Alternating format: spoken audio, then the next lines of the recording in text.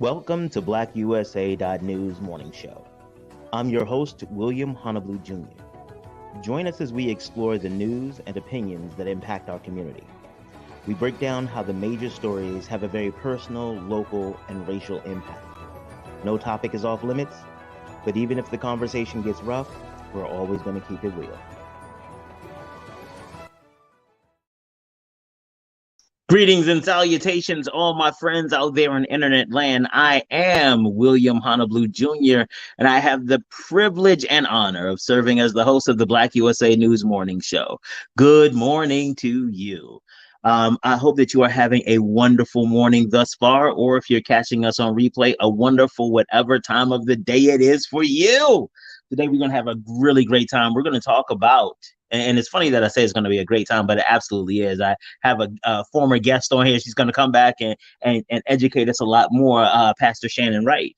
We're going to talk about starvation zones, and we're going to have fun doing it. We're going to talk about what we can do, because there is a lot of innovation that is happening in the urban area, in the community level.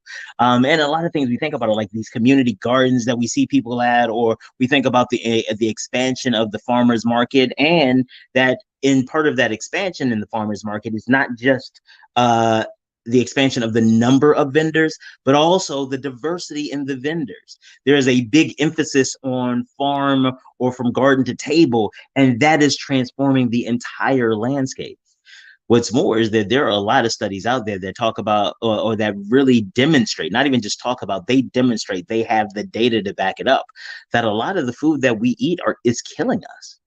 Just outright, beep, beep, beep. And I keep it 85 if I don't keep it 100. Speaking as somebody who has diabetes and borderline hypertension, I know that vanilla Swiss almond, some good old fried chicken, and macaroni and cheese is at least like 20% of my health problems right now. And what I also realize is that food is a large part of our celebrations, a large part of how we navigate the stress of life. Because y'all know it's hard out here. It is rough out here, and it is wonderful when you can find that thing that makes you feel good. But what Pastor Shannon Wright is going to talk to us today about is that how can you feel good and still live well? Because those things don't have to be mutually exclusive. All right, yes, I'm about to go into the whole thing already. Look at this. Y'all know how I do. I get excited about stuff and forget that like it's a whole show, not just me talking to people. All right, I want to give a shout out to Fosterpreneur Incorporated. Fosterpreneur is an organization that teaches alumni of the foster care system and other opportunity youth how to become entrepreneurs.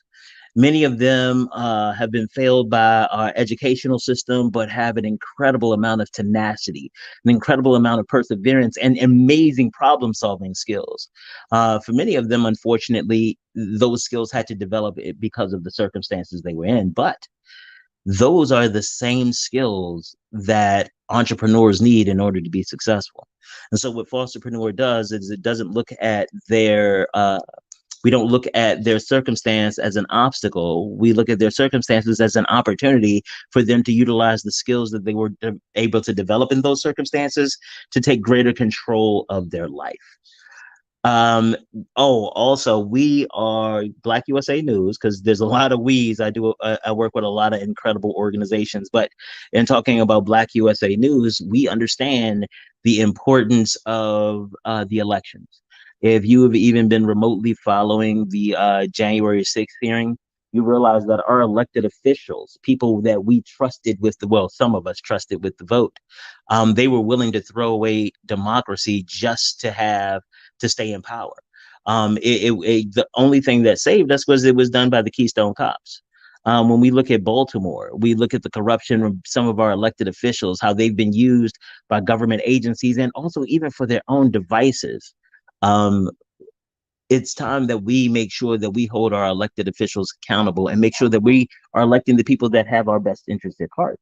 And so what we've done is that we've pulled together the interviews from candidates from Central Committee, the school board, the governor, delegate, senator, and also pulled together some of our coverage and our opinions about the races, and we put them all in one place for you.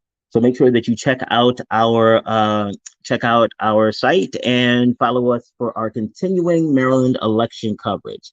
Oh, now I get to talk about Breadcoin, and it is absolutely appropriate to talk about Breadcoin today. Breadcoin is an organization that takes your donations and turns them into food for people. And there are a lot of organizations that do this, but Breadcoin does it in a really great way. They take your donations and they put them against the value of these bread coins. Right now, each bread coin is worth about $2.50. And what happens is that these bread coins are distributed through a network of advocates, social entrepreneurs, and people who are on the ground who work with who work with people who are homeless and unstably housed, who live in starvation zone, or may have other food insecurity or nutrition issues. They give them these coins so that they can eat. And what's best is that they can go into the participating restaurants or caterers and they can pay with bread coin and they can eat with dignity. There are a lot of times where we require people to give up their dignity in order to get help. I am so grateful that we're able to partner with an organization that understands that those things don't have to go together, that you can help people, you can help them address one of the fundamental issues that they may be having and do it in a way that still treats them like human beings. So again, you know what? I'm about to do a whole show on Breadcoin. I apologize. Y'all know I get all worked up and stuff. Um, so make sure that you all check out Breadcoin. And again, I think that is a really great jumping off point to bring on our guest for today. Hey, Pastor Wright, how you doing? I am well, thank you. I That am is well. It's a beautiful day outside and it's all good. It is. I see your background there. Go. I'm gonna put you on. Give you some more of the landscape so people can see how beautiful that you're growing that back there. So you must live on a farm, huh? With all those plants and things, I live right here in the city. There's no right in farm. an urban environment. Mm-hmm. Kind of the point of why we developed and started doing this way. Yep. Okay. So tell us a little bit about what you have going on. So I'm sitting on the back deck of my house. You know, we live in a Mm-hmm.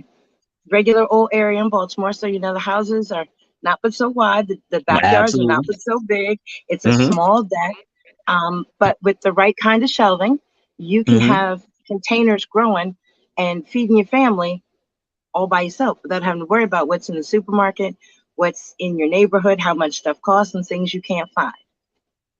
So now I see again. Let me put myself back so I could talk to you. Um, I see that I see that you're growing stuff, and that looks like a really great grow. But I'm thinking like that might be a meal or two at my house. Is it really feasible to grow in your how much value does it add to try to grow in kind of an urban area? So I usually grow 6 eggplants on the back deck. Now, 6 eggplants isn't Hmm. even one whole shelf. Six Okay. eggplants is enough that I can harvest eggplants, eat them, feed my family eggplants once a week or so throughout the Okay. summer, and then Uh-huh. freeze and pickle to have enough for the remainder of the year Oh wow! So that's only with six plants. with 6 plants. And there's 3 of us here in the house. Yes. Okay. Okay. Okay. All right. Hmm. That's actually pretty impressive. So what else could you grow in an urban area? So right now, behind me, even, Hmm. um, I'm trying to look at the camera and see what's behind me, but we have a shelf of strawberry plants where Okay. we've got a couple dozen strawberry plants. They each produce throughout the whole season. And these plants on the shelf behind me are 2 years old. So Okay. if you invest in plants this year, Hmm. you will have them for the next 5 or 6 years. So people say when you Oh. garden, you have to buy all new every year. Most of the plants, well, all of the plants that we have in our office, and hopefully at some point you'll be able to see that for yourself. Oh, absolutely. I'm coming in. um, None of them have been outside. We've grown Mm. them indoors. We're in okay, outside is one thing, but in my office right now, we've Hmm. got an orange tree that this is our first season. We've got oranges growing in the office. We're growing bay leaves, coffee, pineapple, tomatoes, peppers, Wow. eggplant, cauliflower, all of it indoors. Now, here at home, this is how we started on the back Mm-hmm. deck with Mm-hmm. shelves and containers. Every container you see behind me came Mm-hmm. from Dollar Tree. I'm not trying to plug anybody, but Right, right, real right. inexpensive. Uh-huh. Well, now $1.25 because inflation and all. Um, but all of the containers are either things that we recycled and had in the house, or Mm-hmm. really inexpensive. Like for example, I'm gonna turn to the side a little bit. Mm-hmm. Up here are green peppers. Some of them are a Mm. year old, some are 2 years old, some are brand new. But here you can see flowers coming in, and back there you might even see some of the peppers. This is Oh, okay. herb. These are herbs. That's rhubarb. The shelf behind me is strawberries. In the background, or actually on this side, right at the bottom, that wispy thing there, Uh-huh. can you see that? That's Yeah. corn. Oh, okay. So you It's actually growing like right eat now. this. Oh, heck yeah, yeah. Okay. So because So honestly, I can grow. most of no. I was gonna say most of my So the experience thing with is, people who do urban growing. I'm sorry, I think we got a lag, but I'm saying most of my experience with people who do urban growing, growing up at least, was that it was a hobby. Is they wanted to do a couple little plants, or they wanted to grow a particular, like, oh, I'll grow some strawberries. But you're talking about like really feeding yourself off of it. yes, I can grow enough peppers, enough eggplants, enough tomatoes. What else we going? Corn. I've got garlic planted. I've got grapevines going. I've got blueberry trees, lemon, lime, orange, all in Mm-hmm. containers. Mm. All in containers. So when I Okay. tell you on this shelf right back there where you see all the little wispies coming up you barely see, Mm-hmm. those are solo cups of corn stalks, individual corn stalks. I've got about 4 dozen going. In about a week Wow. or two, they'll go into buckets. Now, do the math. 4 dozen ear of corn that Mm-hmm. each produce 4 to 6 ears of corn. Oh wow, 48 times six. Yeah. And like 200. Wow, that's in the 250, 300 Yes, year yield. that's enough corn on the cob for us for almost Yeah, a year. yeah.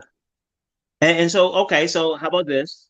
So, because you're making it sound like way too easy, and I'm like, there's got to be a catch. So, how much time does it take? Is this like this is where you spend most of your day doing this? If I'm lucky enough, because I enjoy it. Okay, So okay, for okay, okay. me, now, see, for me, and we're gonna talk off camera because I want to be able to come and share some of these things with you regularly and Uh-huh. follow through with a cooking segment. So Yes. for me, I will come out in the garden in the morning and Mm-hmm. with the colander and some garden shears and pick Mm-hmm. what I'm up for dinner that night. Mm. Now, these open Wow. houses that we started last month, the one that was last week or 2 weeks ago now, we're going to Right. be doing them every month. And we're going to be Right. inviting people in. Now, for those of you that missed it, you missed a good thing because it's one thing to grow the food and you think, okay, I got to have a lot of space, which you don't. I'm not Right. going to grid it. I'm not going to have high enough yield, which you will. And then what do I do with it? There's plenty of stuff. So this past week or so, our first open house, we had what did the French call it? A mouche bouge of different Okay. sweet and savory foods. So we did a um, shrimp and grits muffin size. So we had the grits, Ah. and the grits were flavored with all the herbs that were growing in the garden. We did for a little spice on it. Some places around these parts put a slice of fried green tomato. Mm-hmm. We used tomato is a little bit more tang. Again, there's something we're Mm-hmm. growing in the garden. So you had the grits, you had the slice of fried green tomatillos, and then you had shrimps. And again, the shrimp was onion and garlic marinated, which again, onion and garlic that were growing in the garden. We had for a vegetable crudité, which was Mm-hmm. cucumber, broccoli, tomato, carrots, all things that were growing in the garden. With that, we Wow. served a hummus, which um, our hummus is going to actually be for sale starting this fall. It is a garbanzo Okay. bean and lentil hummus with roasted red peppers. Again, all from growing in the garden. And for dessert, we had a deconstructed tres leche angel food cake with marinated Grand Marnier strawberries and cardamom cream. Ooh. So, Ooh. I'm trying to tell you. Yo, again, I was you when you told us last time, I was like, that you do the damn thing. Yes, But yes, so because I all want of that people to was understand that they can do it. It's quick. It's not as hard as you think, and you can eat like you want to eat. With COVID, a lot of us don't go out to restaurants like we used to, but you can still eat good and things you really like at home. And if you're growing half of it, you get that Mhm. satisfaction and money that stays in your pocket as well. Well, let's talk about the money that stays in your pocket. How much is it? Because you already identified like the containers and things like that. You do a Hmm. really good job of keeping those keeping the cost down on those. But like Hmm. fertilizer, like when I think about it, I'm like fertilizer. I got to get proper lighting. I got to get a water irrigation system and all of this other stuff. But you said make it sound like it's easy. Do I need all that stuff, or is that just a story I made up in my head? So when I first started doing this, I thought you needed fertilizer. I thought you needed to really be vigilant in checking your pH Yeah, and yeah. your bone meal and this and that. And I bought all of that stuff. Mhm. And then I tested some plants that I didn't use none of that stuff in. You couldn't tell the difference. Oh So wow, what marketing. I've realized, but what I've realized is there are certain nutrients that the plants need. So what Uh-huh. we do, um, coffee grinds and eggshells. Oh, my grandmother used to do that. There's a lot of things that our grandparents used to do that we kind of got away from and started going to folks' Mm, big box stores to get mm-hmm, when mm-hmm, grandma knew how to do it from way back in the day. So yes, soil does need nutrients. We're big coffee drinkers. So the mm-hmm. coffee grinds get kept, they get put outside so they dry out a little bit, and they get sprinkled over the dirt. Eggs, we eat eggs once, twice a week, whenever. Shells, dried out, crushed up, mixed with the coffee grinds, sprinkled over the dirt. Gives the plants all the extra nutrients that they need without having to go and buy somebody else's brand of whatever. So you can feel better about the coffee you drink and a little bit of the cholesterol in the eggs because it's helping you lower your cholesterol with regular food. Okay. All right. I'm trying to Exactly. I'm trying Now to you work know this what? out. I'm gonna tell you something. You Uh-huh. you talked about before how you got to be careful because high blood pressure, pre-diabetes, all that. Now Mhm. you eat a couple of eggs, you save them shells, right? And those shells go to fertilize the soil where you're growing your garlic in. Now garlic is a natural food that lowers blood pressure. So go and eat that egg Ah. and go put them shells over your garlic, and then you take garlic. You'll be good. Okay, and I again, I really do appreciate the way that you have made this very approachable. This isn't you got to have a show with some, like you got to know how to get in the kitchen and understand. Like I've seen some of my friends, and they're very earthy, I think they talk to the plants, not just like talking to them, but like they can feel them. Like oh no, this plant needs this. It's like it looked just like the one sitting beside it. It's like, oh my God, you can't tell. I'm like, oh, I should never have a plant. I should never ever have a plant. Like if there's a difference between these two plants, I am not qualified. I'm afraid to eat your food. but Well, I got honestly because a lot of my friends do have that green thumb and that understanding and that connection to the earth. It really has been kind of intimidating. One other thing that also makes this intimidating is that my godmother used to have a farm, and I was the godson who had to go work it all summer long because I was out of school and didn't want to get into trouble. So that might also taint my view of how difficult this might be. You know what? Thank you for that. I'm gonna have to put that on the list of things to talk to my therapist about because that I'm might trying be to tell you. repressed. You know what? I'm gonna give you the address. You come over here working the dirt for a little bit, work it all out. It'd be all good. Okay. I appreciate that. Now, you know what? I had to make sure I get a manicure first, but I may actually take you up on that. I I'm get it trying to tell first. you. Don't stop you. Oh, okay. All right. Cool, cool, cool. All right. To get me playing in there. So, well, actually, you know what? Let me see if I can bring him over. Okay. I didn't plan to show you him, but I'm gonna show you him. This is Earl. Oh wow. Yep, that's Earl. My Okay. baby sister. My baby sister gave him to me back in 2013 for Christmas. Oh, wow. And it was at a really, really difficult time in life. And so she gave me Earl, and Earl was like a little sapling, and I killed him. I killed him all dead.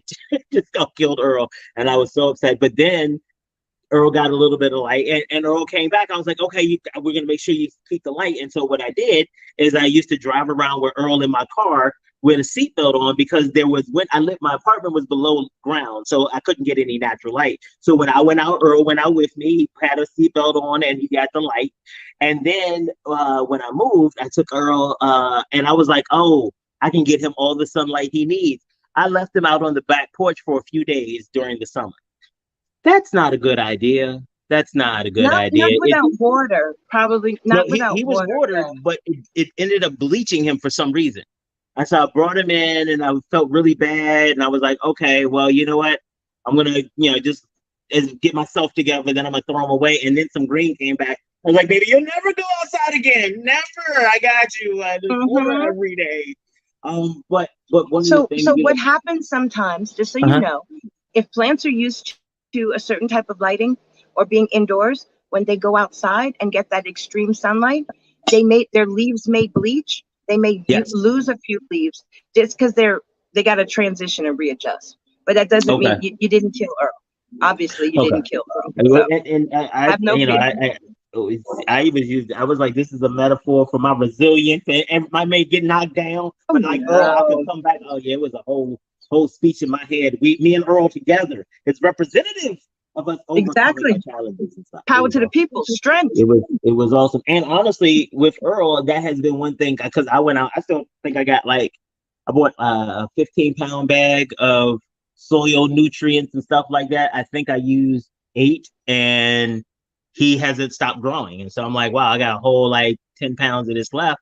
And every once in a while I'll puts a little bit more in, but to your point, it really hasn't depleted. Somehow he has found a way to keep it going. And so you're suggesting that it's not that Earl is magic and we're soulmates, it's that plants do that?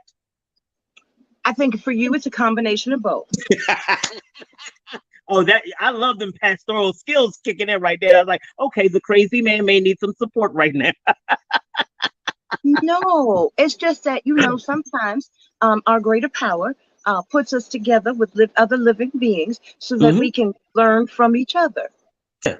And again, I appreciate it, but it also sounds like there are other that I could potentially have that experience with some of the plants behind you as well. Yes. So depending on the temperature, will depend if I water them every day, every other day. If it's over 95 degrees, I water them twice in a day. Okay. That makes sense. Just like you would a pet. Exactly. If it's in the 70s, I'm not watering them every day. I'm every other day or so. So it's not like it even takes that much time, honestly. Okay. The ones in the office take more time. But these out here, it may take me 20, 25 minutes to water, because watering the deck, I've got some in the yard, and I've got a greenhouse, which is just off camera that you can't see. So got a bit to water. But the greenhouse, because it's closed off and it's it holds the moisture, I don't even have to water that every day. Oh, right. Outdoor plants, I do. If the temperature is at about 80 or so, I'll water them once a day. But yeah, it really doesn't. Once you get it going, water. They're going to get all the sunlight that they need. You sprinkle your coffee grinds and your eggshells, when you do, and they get some water and sunlight, they're going to feed you. Okay, it's like a whole, the vegetable version of the circle of life from the Lion King. Yes. Now, for you, and I'm going to challenge you to do this, because you're going to join our garden. Because Earl needs some family and friends. So, you know what? I'll give you that. He might. Yeah. Earl's all by himself. Come on now. He needs some siblings, something. Okay. So we're one of the things that we show people is like tomatoes, for example, are very Mhm. forgiving. You buy a tomato plant, you let it grow 3 or 4 feet tall. Cut that bad boy off at 3 feet, cut the rest of that stalk in two, put it in a cup of water, you got 2 new tomato plants. Wow. So you literally do not have to redo your garden every year. I have not bought new soil in 2, maybe 3 years. Wow. So with all the stuff that you have, with all of the plants that you have had enough soil and enough of this kind of continual Yes, we recycling of reuse. We reuse every year. Yep. that is Yep. awesome. hmm That's awesome. So the containers are inexpensive. They last about Hmm. 5, 6 years before they will Hmm. start to wear out and crack because Hmm. you know where we got them from. Um, but the plants last about the same time. An eggplant, properly taken care of, an eggplant plant can last 5 years. A pepper plant can last 5 years. Tomato plants, 3 or 4. Okay. Um, so if you, and the really cool thing is you could start your garden from your groceries. Oh yeah, talk about a little bit about that. So if you buy things like celery, it has Hmm. the bottom of the celery, cut that off, put it in water, new stalks will grow. Onions, the bottom where the dried up roots are, put that in Hmm. water. They'll grow green onions. Garlic, buy a head of garlic. Take each one of the cloves separately, put them in water. Each one of those cloves will grow a new head of garlic. Wow. It's the same thing with, I think we already said celery, but lettuce, romaine lettuce, any lettuce that you have the bottom of, Yeah. um, you can regrow your lettuce. Cabbage, you buy cabbage, Hmm. it's the same thing. I think I got to notice my camera went off. Yeah. It just came up and said your camera's off. We can still hear you though. Uh, let's see. Wait, give me a second. I got to bring you back to the stream.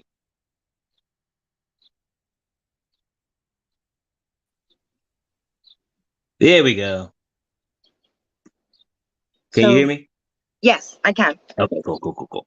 So there are certain things that you can grow from your groceries. Like I said, your onions, your garlic, your celery, any of your lettuces, cabbage, any type of cabbage. Cut the bottom off, though you would throw away. Hmm. Take that, put it in water. It will root and regrow anew. Wow. Wow. You get a basil plant growing. Cut off a little stalk of it. Put it in a Hmm. water bottle. I usually Hmm. cut these in half. Keep the bottom half. Hmm. Put it in there in a little water. It'll root. You'll have a new basil plant. A lot of your herbs, you can do that. Um, you can do it with your tomato plants. If you let the stalk and snip it and put it in water, it'll root. A lot of your mint herbs specifically. But yeah, Okay. there's a lot of things you can do starting from things in your house that you don't even, where the only thing you would have to go buy to start is dirt. All right. So you tempted me here. I want to see if I can do it. I got to get my mind right around it because you're right. I can and I can take a table space. There's a table that I don't use and see what I can work out. Put him right beside Earl, like you said. Give him some family. He could be the big. Now, do I have to worry about like cross stuff happening, genetic stuff, like a Earl corn plant, something coming out, and because I don't know if that'll taste good. Because I Well, again, I tried to take genetics. I only got a C, and then I stopped trying to be a doctor and decided to be a lawyer. So you might have to let me know about like do I have to worry about that? Because I heard about the cross fertilization and bees and you stuff. you can do that, but it takes a little bit of work. Unless Okay. it's a plant with a seed. If it's a plant with a seed, sometimes you can cross pollinate by mistake. Okay. But that's not usually how that goes. Okay. Cool, It cool, cool. requires sharp objects, making some cuts here and there, putting this Oh, and that and the other and all that. I guess if I had taken like the next class, I might have been able to be more engaged in this part of the conversation. But I'm okay with my life choices. Listen, I'm gonna get corn. It says corn. I'm gonna keep it with the corn.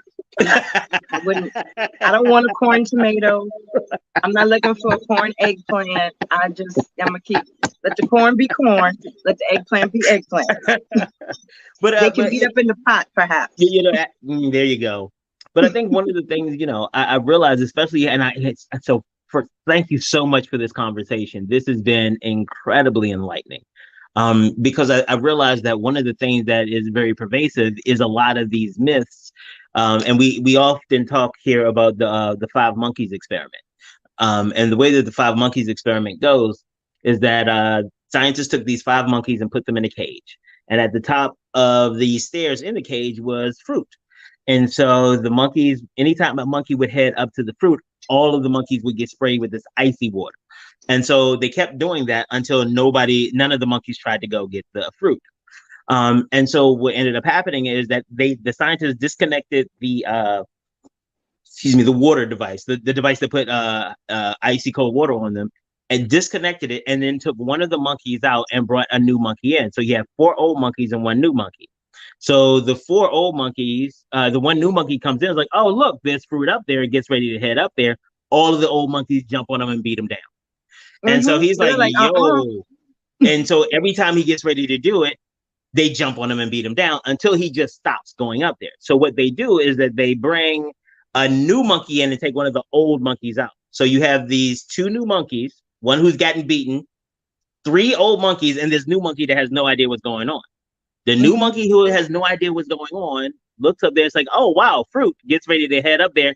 All four monkeys beat him down. Even the first monkey that has never had anything poured on him at all. He joins in with the rest of the group to beat him down.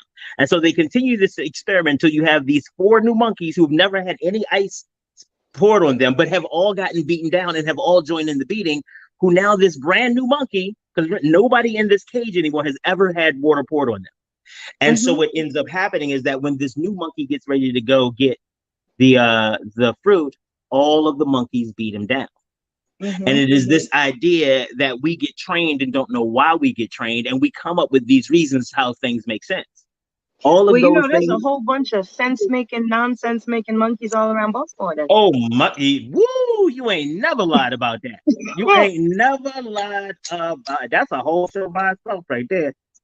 We need some folks with some other letters behind their names, like psychiatric and logical, and some of them other things for that conversation. When I talk to one of the things that I tell elected officials when they come on, first and foremost, is like, I don't care about your politics at this point, but I appreciate the fact that you're willing to put yourself in front of scrutiny to for what you believe in.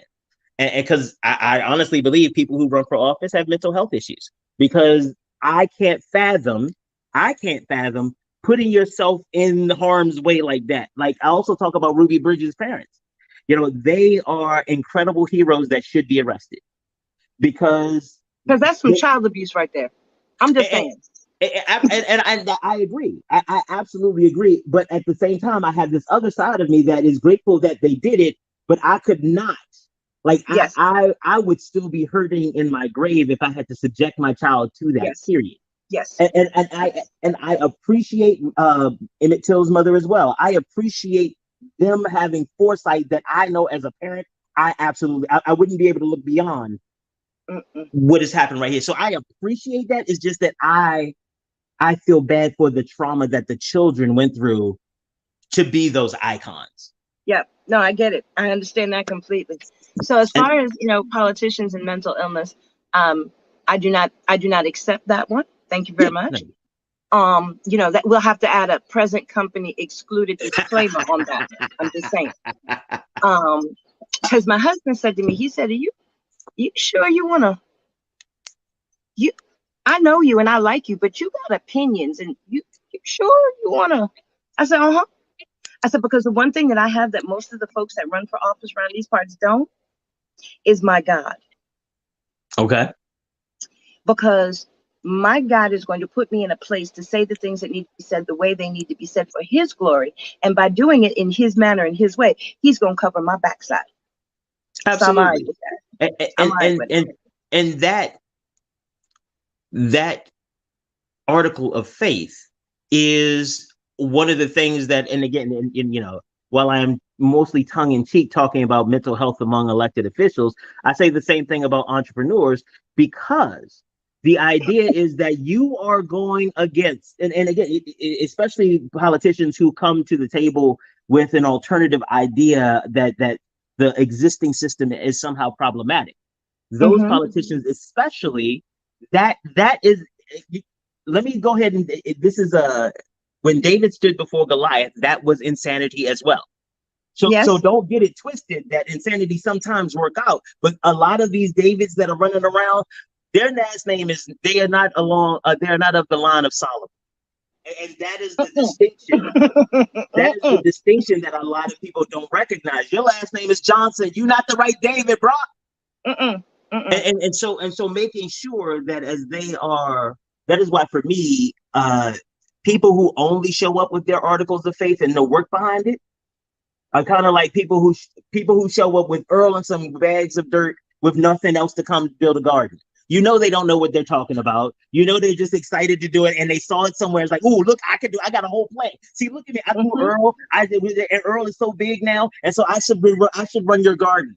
What? Huh? Mm-hmm. You got Earl, but this Get Earl, you got Earl, but let me see you add some Rachel and some Kevin and some Donna up in there and see how you go with that. But that is also again part of the insanity, and that part of it is that, and I know this is a little bit off topic, but I think it goes to the underlying some of the issues, because I know we're going to talk about starvation zones and nutritional access and stuff like that, and some of the mindset that we're talking about is part of the issue. The mindset where I know better because I've studied your life. Well, I've lived it. Our experiences, our information on what I need is not the same. We are not equals in this. You are my inferior because I am literally the world's foremost expert on William Miles Honolulu Jr. And so if you don't take that into consideration as you are building processes or engaging systems, as whether it's elected officials or us as citizens, we will continue to talk about how I'm getting excited for Earl, and I'm going out to Home Depot because I got Earl to grow. So now I'm spending all my money and stuff that won't work, as opposed to going to somebody who digs in the dirt daily and makes this happen. It's like, brother, save some money and do this with it. You can buy this shelving, as opposed to getting stuck in with the 5 monkeys that told me about all the stuff you need in order to grow your own food. Because I'm trying to tell you, keep it simple. You know what the rest of that phrase is, but I'm gonna just stick with keep it simple. Okay. So now, to be funny, but not really funny, we talk about the mentality and the food starvation zones, and now that ties into crime, which we haven't talked about yet, but we're gonna get to. There's a couple things, and some of your folks are not gonna like what I'm gonna say, but you know what? I'm telling you to shame the devil. There's a couple things. Number one, stop drinking the tap water. There's some stuff up in there. I'm telling you, when I look at some of the things that we pass off as normal here in this city, it got to be either in the pipes from the tap water or in the paint still on the walls. Because the stuff that passes for logic in this city and passes for acceptable from the folks we elect don't happen nowhere else. Call bullshit on you, because we're having that problem right now all across the country. We are having a problem right now. Hold up now. Okay. Now, I'm not talking about, I understand now. I'm not talking about the politics. I'm going to give you an example. Yeah. Okay. In this city, we've got our city council, right? Yeah. We got our board of education. We got the mayor. We got the council president. We got the state's attorney. Yes. You tell me one other city where the state's attorney is going through her issues. Yes. Past police chiefs have gone through their issues. The mayor's turning a blind eye to all the issues. And the city council president is going through his investigations and issues and making bail for folk. Now, you tell me where there's another city that's going through all that at one time. And it's not the first. Detroit has done that. Chicago has done that. Okay. DC, you may have, DC wait now. You may have a mayor, but how long does it go back in Baltimore? How many folks in different categories? No, absolutely. But again, I'm saying that this, especially what you're talking about with the corruption in Baltimore. But so let me be clear on the first point. The corruption is all across the board. It needs to be eradicated. One of the things that I am saying is that the difference is that Maryland nationwide has a reputation for casual corruption. Spiro Agnew, Hell, even right now, a lot of the deals that seem a little fuzzy, like Maryland, just seems to corruption is. But Baltimore has always been. Uh, Baltimore has always been a place where the haves have oppressed the have-nots. Period.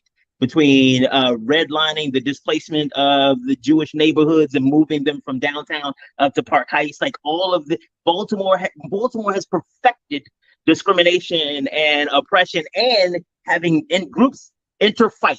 So not just having and getting people of different races or different economic statuses fighting amongst themselves, not realizing that that's the one thing that if you stop that, everything else will work. That goes That back is to the something. analogy you gave with the monkeys. Yes, and that's why we talk about the 5 monkeys all the time, because I'm tired of being a monkey. I realize how much monkeying around I've done. There are a lot of things that I remember, and there's like, so for example, there's this project that I've been working on for the last 3 years that I will get off the ground, and I call it the Impact Pipeline. The Impact Pipeline is designed.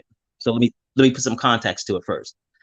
A lot of the communities, especially Black communities, they should not exist statistically.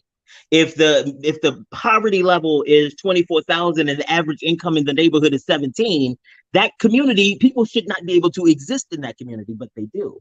What you find when you are in those communities is that it is the love, it is the community, it is these organizations and individuals who said, you know what, I am my brother's keeper, and I'm going to show up and I'm going to help. Yep. But what also happens, or what doesn't happen, is that they don't get an opportunity to learn what happens in the suites while they're working in the streets. So they never get the technical assistance to understand how to tell their story. Or when you bring Ms. Jones a basket of food and she is able to manage and save some money so she can buy her prescriptions, you forget to write that down because you just out here helping, not realizing there's some grant money for that. There's some accolades and awards. There is some publicity, and nobody is teaching them that.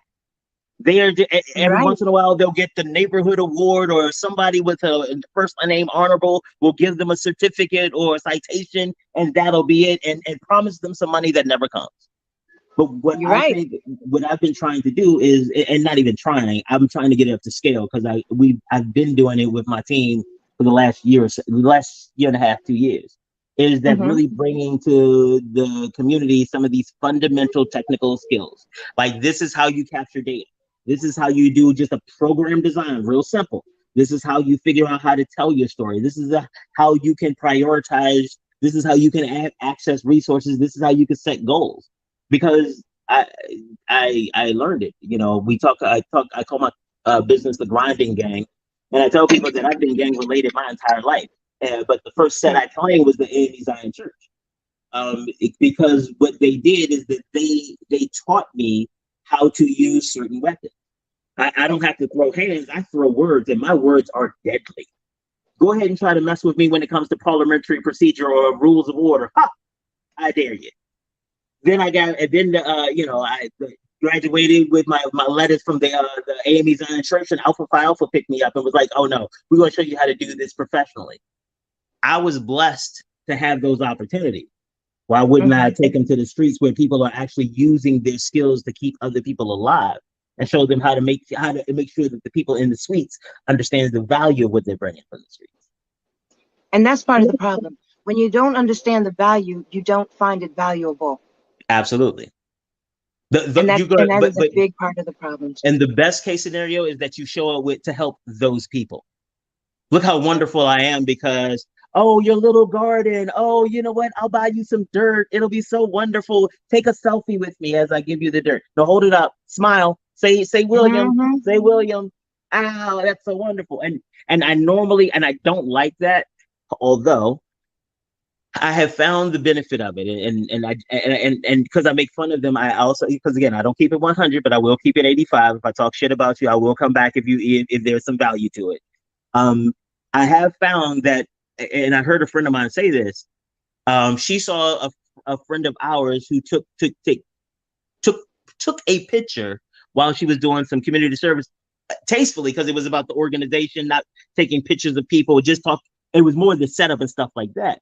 And she was like, oh, you know what? I meant to go down there. Oh, you know what? I was looking for something to do, and I meant to reach out to somebody, but now I'm going to call her and see if I can go down there. And I was like, Mm-hmm. don't tell me there's value to taking pictures of healthy people, because the way I was raised, I never saw the value. But when she said that, I was like, wow, that actually helped focus your efforts. So That's right, because I was raised to believe you do good things to help people, but you don't do it for the praise and the accolades. So you don't yeah, need people to see you. You don't need a whole big stage presentation because you're doing something good. You do it because it's the thing to do, because you're supposed to help your brothers and your sisters.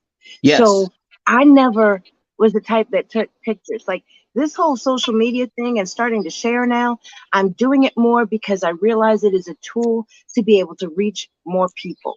yeah, So I try and do an Instagram reel a day, okay, whether I'm showing beans that are coming in, peppers that are coming in, something that you can do to cook them, something health that you can do to show people. For example, a lot of Black folks have high blood pressure and diabetes.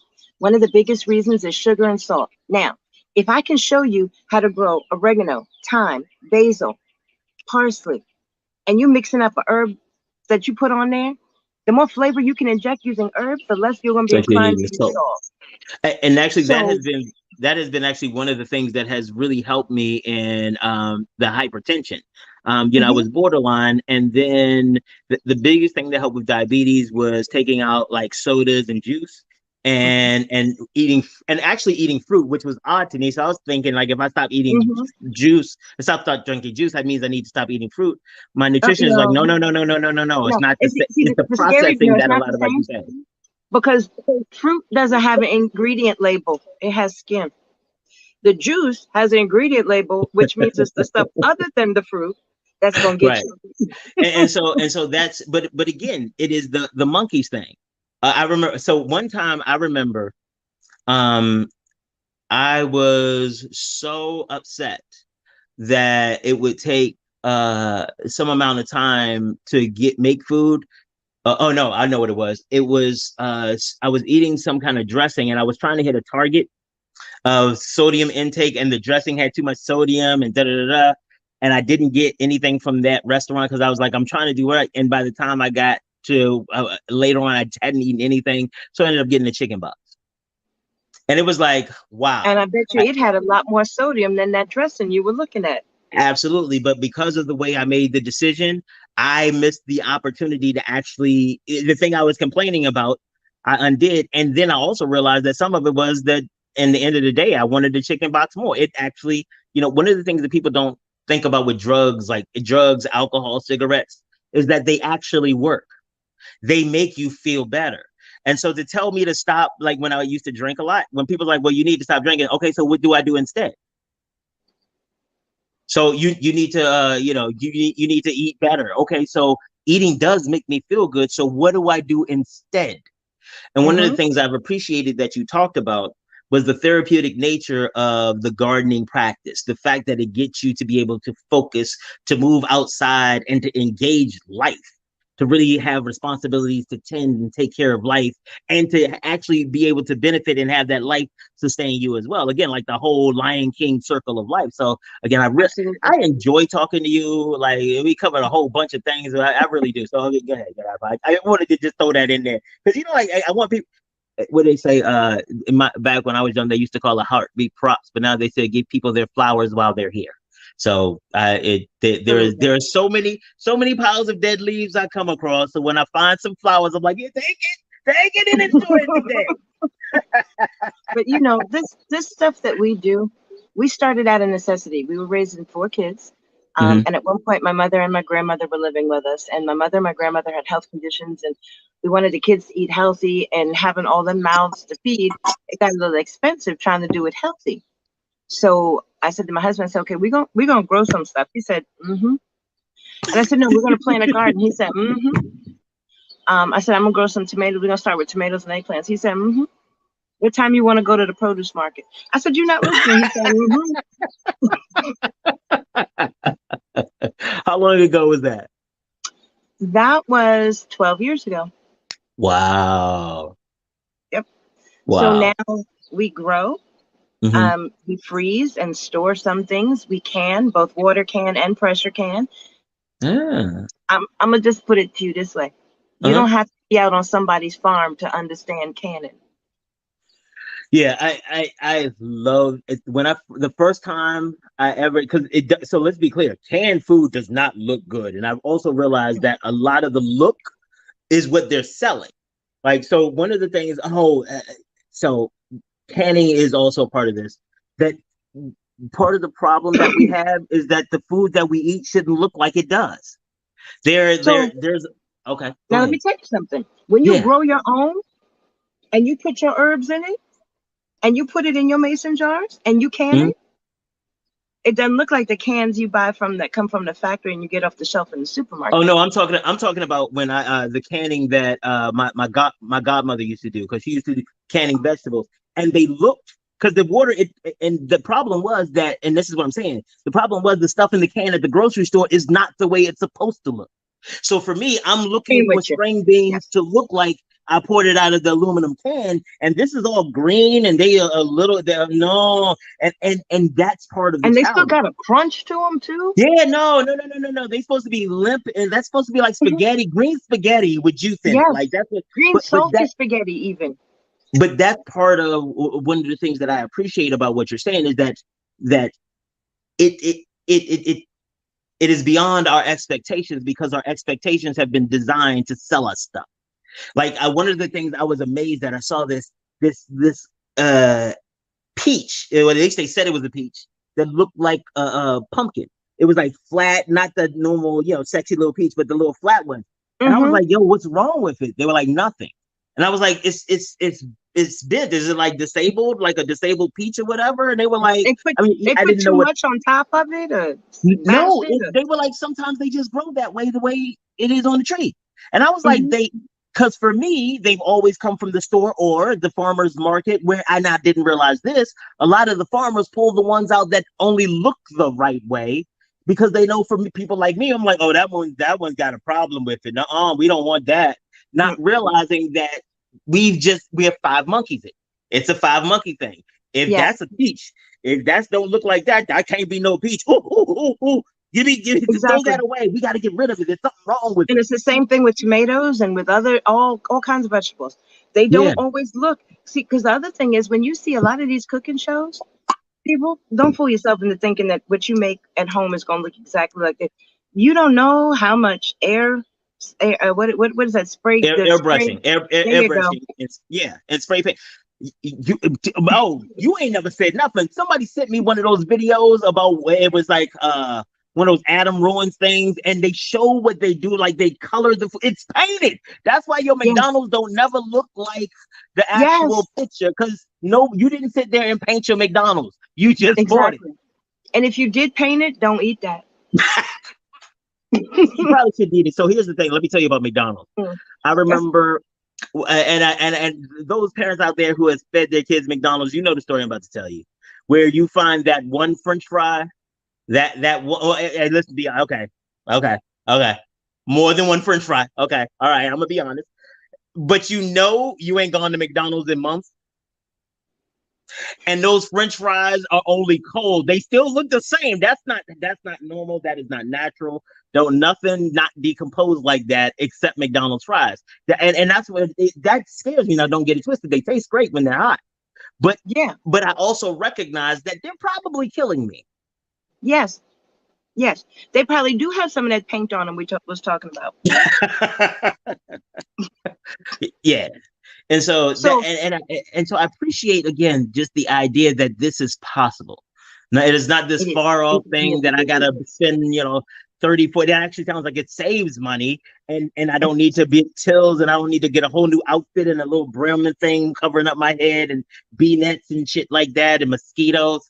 Oh, actually, one thing, because again, this is one of the things that would keep me from doing it. How do I deal with, because my mom used to have strawberries on her backpack.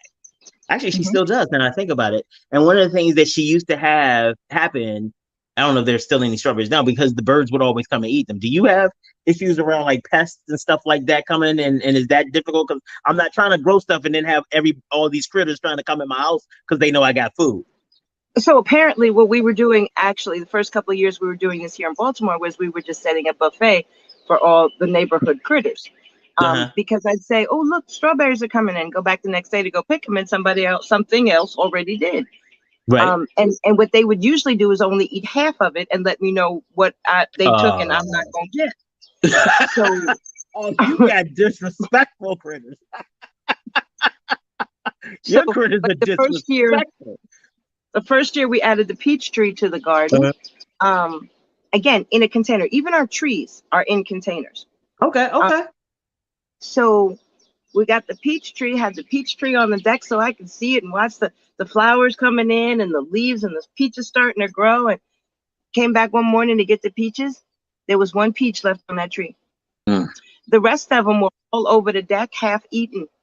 They couldn't even clean up behind themselves and take the picture with them. Aren't they supposed to take the seeds away and like fertilize something else? I read that in a book But you somewhere. leave me.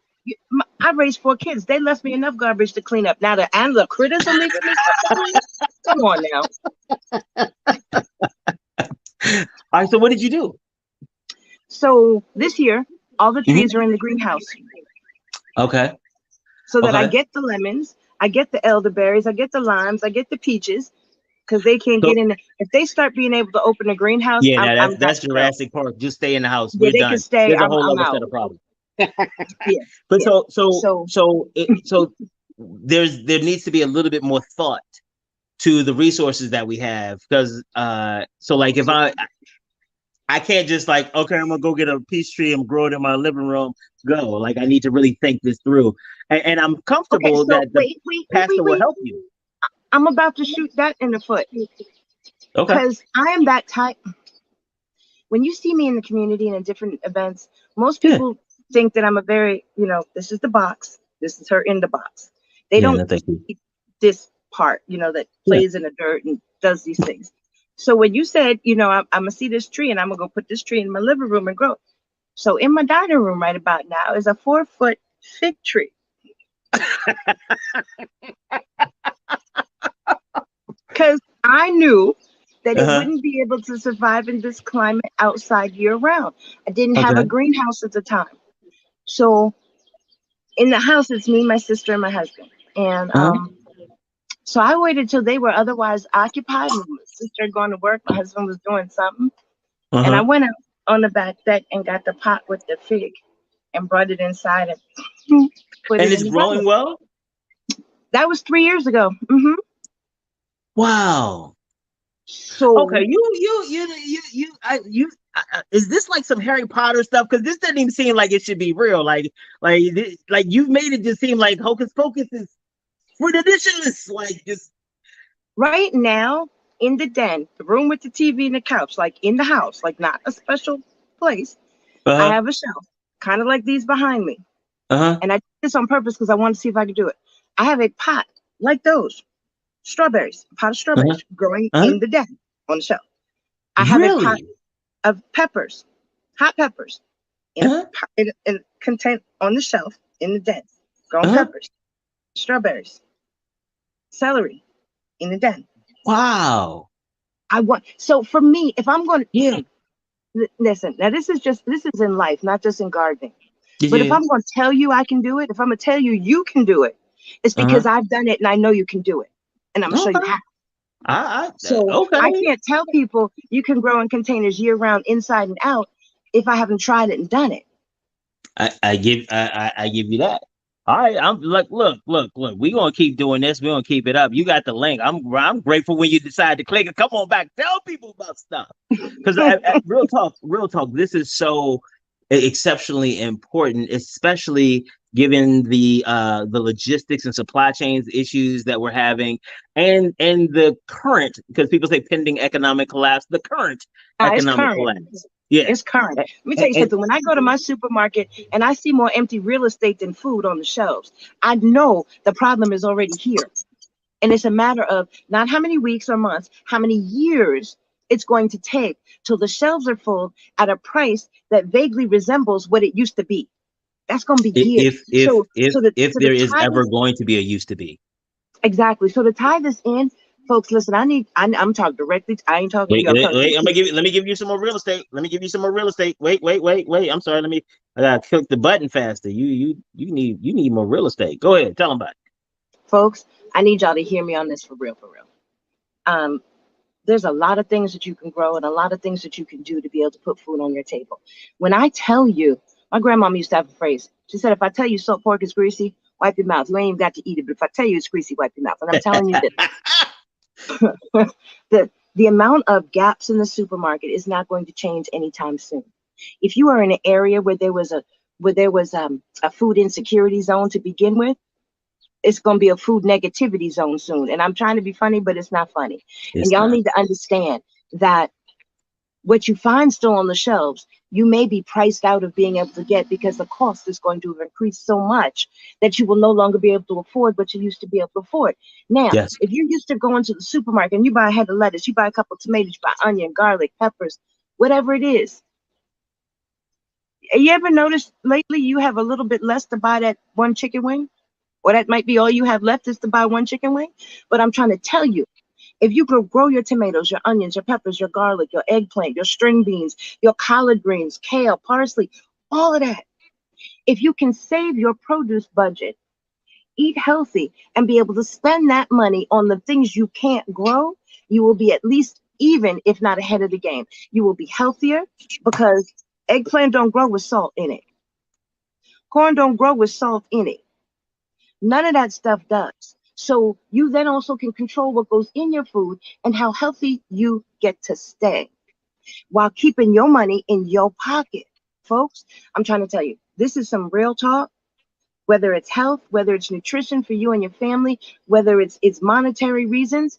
If you have a window, I'm trying to tell you, if you have a window with you don't even have to have a ledge. If you have a window, I can show you how to grow in your house in containers. We're starting a monthly subscription club, and people say, "Oh, this way should go try and sell stuff." And you're right, I am. You better sell something. You come on my show, you better sell them something. I'm trying to tell you, you got two choices and two plans right now for the everyday folk that want to give this stick their toe in the water. You got $25 a month plan, you got $40 a month plan. Now, if you join urbanengage.org, and if you go there and you make a donation, recurring donation, $40 a month, here's what's gonna happen. You're gonna get 6 packs of seeds, and a 7th, thank you for being one of our members, pack of seeds. You're going to get a Zoom link. Now, before you even get the Zoom link, you're going to get a list that tells you what size containers these seeds need to grow in. Then you're going to get a Zoom link. And once a month, everybody that joins that club and decides to support our organization with $40 a month, that got their 7 packs, their 6, and 1 bonus pack of seeds, will get a link so that if you have the time to chime in, we are all planting the same thing at the same time every month. So this month, we're doing beans. We're sending out garbanzo, lentil, pink beans, black beans, and asparagus beans. Next month, we're going to be doing, I forget which beans we're going to be doing. I think it's squashes next month. But every month, you will get 6 packs and a bonus pack of seeds and a link so that we can plant together. So if you're looking at it, you will know what size container they're going to need to go in. You're already going to know the kind of space you need. You're going to be able to calculate how many people in the family, how many plants you need to grow to be able to feed them and do it, and all of that. Okay, look at you with your bad self. Says that you fell off. See if I can bring you back. I'm trying to get the camera to come back. Oh, okay. There you go. So I try and tell people, $40 a month is less than you'd usually spend a week in the grocery and produce. If you're spending $40 a month to get seeds, you're being shown how to use things from your groceries and in your house to recycle, to be able to grow food. You do what I tell you. Not what I ask you. Do what I tell you. In 3 months' time, you won't need to buy another onion, garlic, celery, or lettuce, or cabbage. All right. Because you'll be able to grow from what you buy. The scraps you would throw away, you're going to turn into being able to grow your food. Now, if you want to get real industrious, you take out a $9.99 membership, which includes no seeds. But here's what it does. I'm going to tell you how to seed your own things to grow, and you're going to try it from there. For example, I can sell you a pack of eggplant seeds. All of our seeds, regardless of what it is, are $5 a pack if you just want a pack of seeds. Okay. But I can also send you a lesson, a $9.99 membership, where I'm going to teach you how to cut your eggplant so that you can harvest seeds from the eggplants you buy in the store and then plant and grow them. How to treat them first so you can grow them. I'm going to tell you how if you have ear of corn on the cob that's a specifically sweet kind that you like, or specifically a longer ear, shorter ear, whatever it is, how to take kernels off that cob before you put it in that boiling water, how to dry them and then plant them. So there's different levels to this, depending on how deep folk want to get up in it. So again, I'm gonna tell y'all, it's the next time she on here is up to her, because you got an open invitation. So if you ain't on here for a while, they know it's your fault. Okay, I'm letting them know right now, because I absolve myself responsibility. You talk all this good stuff, and then they look at me like, well, why ain't she come back? Nope. It's up to her. So William, I'm going to ask you, sir. Yes, follow me on Instagram. Yes, I thought I did. I thought I followed you on Instagram the last time you were here. Just so you know, every day I'm going to try, and I'm going to try to make it every day. It's going to be at least 5 days a week. I'm going to do a food reel, so that I will put the food reel out. I will show something, and then if people want to ask questions or join, they can. If they just want to ask questions, that's fine too. But let me know when you have a schedule of it or whatever, and I'll make sure that we send it out in some of our communications as well. That's awesome. Yeah, you talk good stuff. I gotta let my people know how to give healthy. Yeah, because we got to be around a little while. Some of us got grandbabies. I'm trying to see my grandbabies get old. Okay, I'm with it. My kids don't have kids yet, so yeah, I don't know how that's gonna work out. Well, my kids are old and crusty, so I got grandbabies already. Oh yeah, that is a good point. they got a couple years old. Our children's are in their 30s, some the older ones already. So mine only in their early to mid 20s. Oh, tell the truth, shame the devil. You don't need no grandbabies yet. Oh, Pastor Wright, I am so grateful that you came and joined us today, and we talked about fruit growth and addressing insecurities in a really practical kind of way. So I am very thankful that you came and shared that with us, and I'm looking forward to the next time that you share even more. Absolutely. And we're going to get you to come visit us in the office so you can see for yourself. And that just for you and just for your own personal knowledge. Yeah. When we talk about, names. Harold? Your green friend? Earl. Yeah, Earl. Now you talked about Earl. If ever you find yourself in a place where you decide whether it's a new home, apartment, new office, whatever, and they don't have windows, guaranteed you're going to have lamps. Put a plant light bulb in the lamp. Honestly, real talk, that sounds good, but I gotta be honest, I really did. It was weird, but I enjoyed looking in the back rearview mirror and seeing Earl in the back seat. Okay. I have never seen anybody that took the plant for a drive to get the sunlight, but I ain't mad at you. Obviously, it worked because Earl's still alive. And Earl, I've been gone for a couple of days. Why he's sprouting a whole new set of leaves? He's welcoming you back. I appreciate it. He was like, oh, I came in and was like, oh, wow. We didn't get all big. Sorry, get excited. But real talk, because the funny part is that I thought she was being funny when she gave me a plant. This is not what I do. And barely take care of kids outside of the whole I'm dad and I drive cars and pay for stuff at times. Other than that, and to be responsible for it, especially when I thought he died the first time, I was like, you see what I told you? I am not. And then the second time? The second time I was like, oh yeah, it was the first time was really just and now I've learned, it's taught me how to grow and adapt, and learn some protective measures and really help Earl to grow. And it actually has been really developmental. Like I've appreciated it. And like all of my friends know about Earl. It is the funniest thing. They know about Earl. Earl needs some siblings, so now we got to get you a little tomato plant going and a little eggplant going. Maybe a pot of basil and oregano. Honestly, you have made this sound feasible. So I'm actually, real talk, I'm actually going to try it. I'm really going to try it because you have demystified it. I don't feel like I'm going to kill it, especially because Earl is here. You can remind me that we can make it through together. And so I think I really will give it a try. Now, let me be honest. I'm going to try something real small, low maintenance first. I know me well enough to know I'm not really big into commitments. So I'm going to try something real low maintenance. So you know what? So, you know how they say when you get older, when we get older, black don't crack.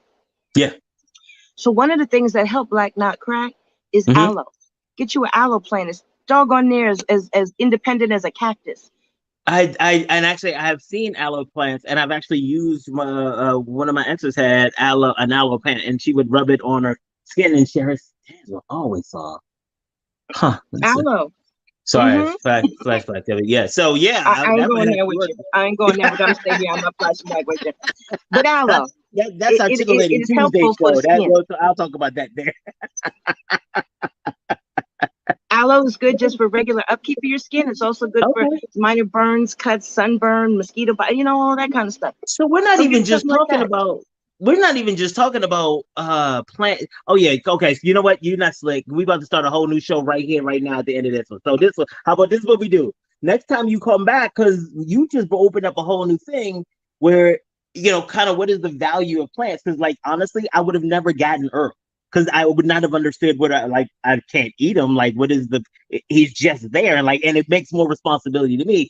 But she gave it to me as a gift. So I'm like, I'm at least try. And it has really had an impact on me. And so the next time we talk, let's talk about not just either food or decoration, but some of these things like aloes, talking about some of the alchemy that is actually part of our traditions as BIPOC. So yeah, but we're not going to talk about it now because you slick. You're not going to do a whole new show right now. No, I got things too. I'm not trying to mess with you like that. But we will do that because there are some medicinal health values to the herb side and all of that, and we will do that next time. I think that would be incredibly helpful for the audience to understand, like that there is, because until you just said that about aloe, like, yeah, she did have that aloe plant. Like, wow. Look at you dropping knowledge. I appreciate you. Go ahead with your bad self, Pastor. I mean, and for your folk here that's diabetics, yeah. When you say you can't use sugar, you got to use sugar substitute like agave or agave or like sweet or back in the day saccharin and all of that. And then they talk about stevia. Did you know stevia is a plant you can grow? For real? Like it's like a legitimate plant, not green even like leaf plant. Yes. We're gonna get to that the next time I come visit. Next time you come here, you write a list down because you dropping knowledge. I appreciate it. Thank you. All right, Pastor Wright. I will see you next time. Don't make it a long time yet, because that'd be disrespectful. I promise I won't. But see, next time you're gonna have to come to the open house so I can really show you. And then I'm gonna pull out a bag of dirt and put you to work. Put that on the link. I would make sure I know I'm supposed to be someplace. Absolutely, I will. You done made me hungry. I didn't eat anything yet today, so I had a pear. So you done already messed up my whole situation, because now I'm very hungry and I would like some herbs and spices. So I'm sorry, because I'm about to grab me an eggplant off those right up there on that shelf, and I'm gonna take a little bit of oregano from that pot right there. You disrespectful. You hear me over here hungry, about to eat some oodles and noodles. I don't like it. All right, I promise I will see you soon, and I'll be happy to come back and share some more with your audience. Cool in the gang. All right. Yo, I told y'all I know dope people. She a new friend and she great. All right, that's Earl. All right.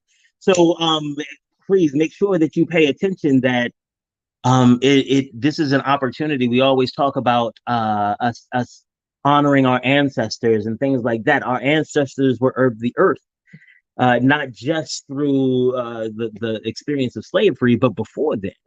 We irrigation, cultivation, harvest. We did that, and it's an opportunity for us to get back to our basic roots and really enjoy and grow from what exists naturally. I had a great time talking to Pastor Wright. I can't wait till she come back on this joint again. All right, people. Let's see what else. No, I'm sure there's something else. There's something else. Oh yeah. Make sure that you visit grindinggang.com to make sure, because we have some free events coming up about how you plan your business, starting a nonprofit, part of the impact pipeline that I was talking to Pastor Wright about. So up until I catch you again, we will be Black.